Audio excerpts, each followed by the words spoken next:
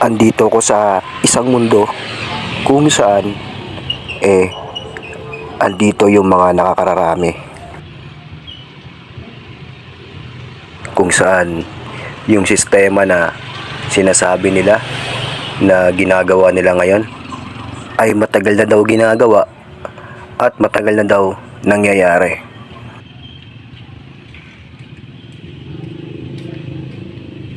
Malayong malayo sa sistemang kinamulatan ko at nakasanayan ko. Hindi mo rin masisisi kasi lahat ng nangyari ay isinadya ng panahon. Ganun talaga siguro kapag ang isang tao ay nalalagay sa isang kagipitang sitwasyon ay hindi maiwasang gumawa ng hindi magandang gawain. Pero sabi ng iba ay parte lang daw yon ng mga nakakatuwang gawain kung saan ay hindi totohanan. Parang hindi ako naniniwala dahil napakalayo sa nararamdaman ko kung ang isang bagay ay ganun yung motibo.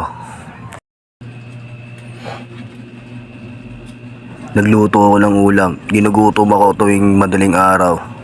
Oh, tingnan mo yung uling oh. Bagong basa ko lang ng tubig. Oh.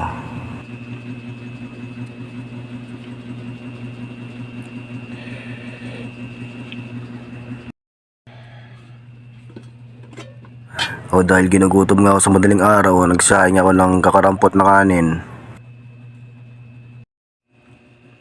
Etong kalan, bagong bili, hindi naman nagagamit.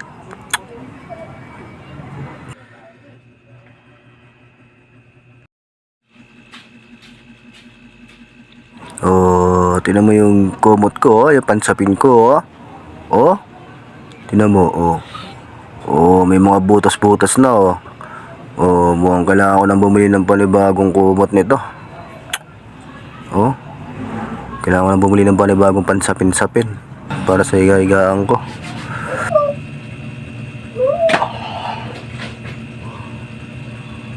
Pero may iba ako, no?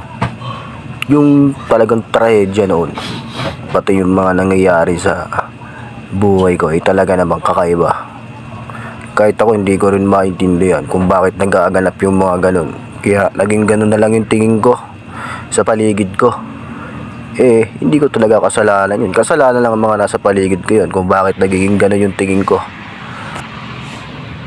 Dahil kung bibigyan mo ng isang regalo, halimbawa pagkain, ay pagbukas ko ng regalo, kung talagang pagkain yun, pagkain ang makikita ko at pagkain yung malalasahan ko. Pero sa ngayon, may nakikita akong magandang advantage. Kung magpapatuloy yun, ay mas magiging maganda ang pamumuhay. At kung ngayon nandito ako, kung nasaan yung iba, hindi ko alam kung ano yung magiging kapalaran ko rito kasama nila. Wala naman talaga akong balak lumipat ng bahay dahil dun pa lang sa dati kong tinitirahan,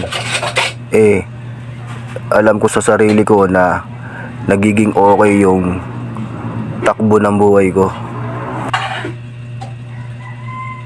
Ang usapan kasi dyan kung saan ka nagiging okay, dun ka, diba? Kung lilipat ka man, bakit sigurado ba ron? May maganda ba mapapala mo kapag lumipat ka? May kasiguraduhan ka ba na magandang magiging kalagayan mo kapag lumipat ka? Ngayon, malalaman natin yan. Dahil kung nasan man ako, andun din sila. Kung nasan sila, ay andun din ako.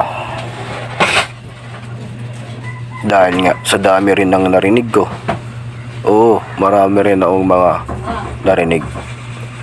Ngunit, ngayon, wala akong naaalala sa mga narinig ko na yon dahil ang tanging naaalala ko lang yung mga bagay-bagay na kagustuhan ko lang din. Teka, pakiputol nga ng presensya ko sa iba dahil may sarili akong katawan, kaya may sarili akong lakad. Kaya ngayon, naandito na ako. Kung nasan man yung iba, wala pa rin akong ibang hahanapin kundi yung mga bagay-bagay na gusto ko. Dahil sa pamamagitan ng puso, titingnan ko pa kung ano-ano ang maibibigay sa akin sa buhay ko nito. Kung maganda ba o hindi, no? So doon natin maikukumpara yan, no? Kung alin ba mas maganda, yung sa dati kong tirahan o ngayon sa bagong kong tirahan, no? So iko-content ko yan soon, kung siguro matagal pa, kung talagang may pagbabagong maganda sa buhay ko sa pamamagitan ng puso. I-update ko kayo kung alin ba mas maganda, tumira sa puso ba o sa dating tirahan. Hintay-hintay nyo yun, yung vlog ko na yun. Iba-vlog ko yun, itatopic ko yun. Doon kasi sa dati kong tinitirahan, kapag doon ka raw nakatira sa maliit na tirahan na sinasabi nila, maraming ipagbabawal sa'yo. Dahil kapag doon ka raw nakatira sa isang maliit na bahay na tinutukoy nila, lahat ng diskriminasyon mula ulo at hanggang paa, hanggang sa kaloob-looban ng iyong laman at dugo, talagang lalagyan ka ng problema. Hindi ko alam kung sino-sino yung mga nilalang na yun. Hindi ko alam kung anong klaseng tao sila, pero sa tingin ko hindi ko sila dapat samahan o pakisamahan dahil masama yung tingin nila sa pagkatao ko. Alam mo naman, kapag panganib yung idudulot sa'yo ng iba, syempre lalayo-layo na ako, di ba? At di ko naman din sila kailangan, hindi naman din sila nakakatulong sa buhay ko. Kumbaga, lalo lang ako napapasama sa kanila. At bukod pa doon, lalo lang nadudungisan yung kamay ko. Ang linis-linis ng kamay ko, tapos sa kanila lang madudungisan at madudumihan yung palad ko. Doon lang ako lagi sa kung saan ako pupwede at kung saan ako mag-e-excel. Pagdating naman sa paghahanap buhay, marami pa rin akong pinasasalamatan na tao. Ayun yung mga tao na handang maging tulay o maging daan mo para sa mga pangarap mo upang mabuksan at maging makatotohanan yung mga bagay-bagay na iniisip mo para sa buhay mo. Yung tipo na pag gusto mong maging ganyan, maging ganon, yung tipong may pupuntahan kang lugar para yung maging gusto mo para sa sarili mo, maging legit at maging ganap ka kung ano man yung gusto mong maging para sa sarili mo. Sila yung mga tao na kahanay mo, sila yung mga tao na kaparehas mo, sila yung mga magiging malaking parte ng buhay mo para sa pangarap mo. Para yung mga kagustuhan mo para sa sarili mo, hindi lang maging kagustuhan lang, para hindi lang maging imahinasyon, kundi para maging makatotohanan.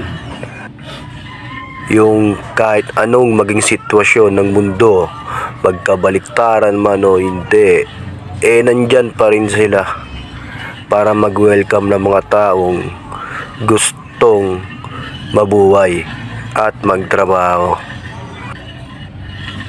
Napakalaki ng kaganapan nila na maganda sa buhay ko ng mga taong ganon, kasi alam mo naman talagang napakarami ng diskriminasyon, lalo na sa mga tulad ko, lalo na yung pinapasok ko kailangan pa ng height limit o requirement. So talagang yung sa akin parang medyo alanganin, pero nagiging pwede, no? So tinatanggap nila yung mga tulad ko, kaya naman nagkakaroon ako ng pagkakataon na makapagtrabaho at makapag-umpisa, no?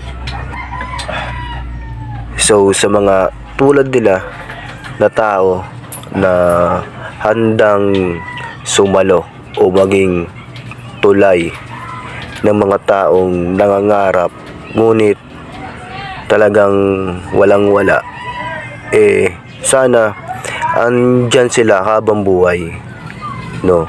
Kailangan sila ng mga maraming tao na gusto makapagtrabaho. Kaya nga napakalaki na pasalamat ko sa kanila, lalo na sa mga legit na gumagawa ng mga ganon, na hindi napapabayaan yung mga tao na gusto magtrabaho para sa kanila. Oh, gusto mo bang pasalamatan kita? Gawaan mo na ng magagandang milagro sa paningin ko, ha, na makakabuti para sa akin. Tsaka kita pasasalamatan.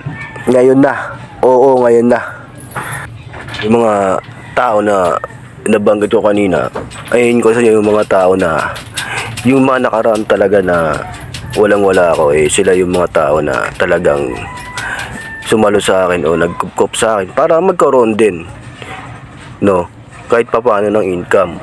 Pero syempre, bago ako nagkaroon kahit papaano ng income noon, syempre pinagtrabahuan ko naman yun, no? Pero syempre hindi ako makakapagtrabaho kung hindi dahil sa kanila, sa mga taong nagpasok sa akin, sa mga taong nag-welcome sa akin noon, nag-welcome sa tulad ko lamang, na hanggang ngayon nagwe-welcome pa rin ng mga tulad ko para makapasok sa kanilang mga kumpanya.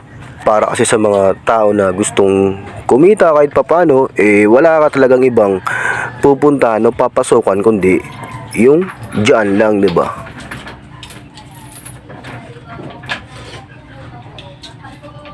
So isa nga sa mga realidad ng buhay ng isang tao o parte ng buhay ng isang tao na mararanasan natin sa mundong to.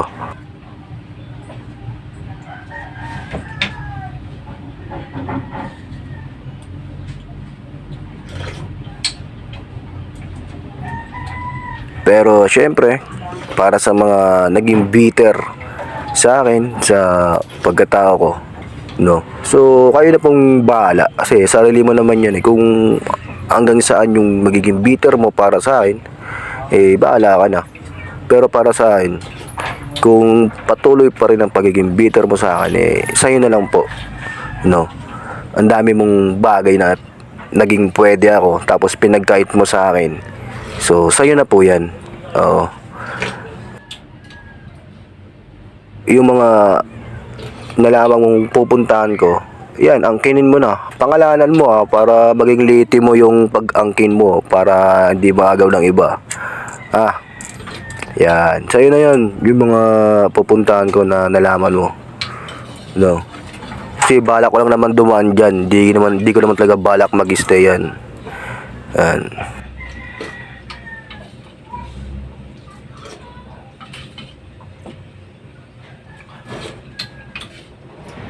Ayusin mo yung pag-angkin mo dyan.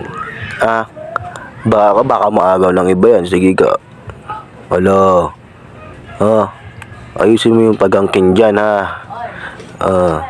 Yung ganyang trip mo, no, may siningil ako dito niyan sa amin. Kaya quits na tayo, no. Bakit kasi nandyan yung tulad mo, hindi naman ikaw yung pinuntahan ko dyan. Hindi naman ikaw yung kailangan dyan para pumunta ako dyan, diba? Hindi talaga nakakabuti sa isang tao kapag meron siyang bitter na kasama, no?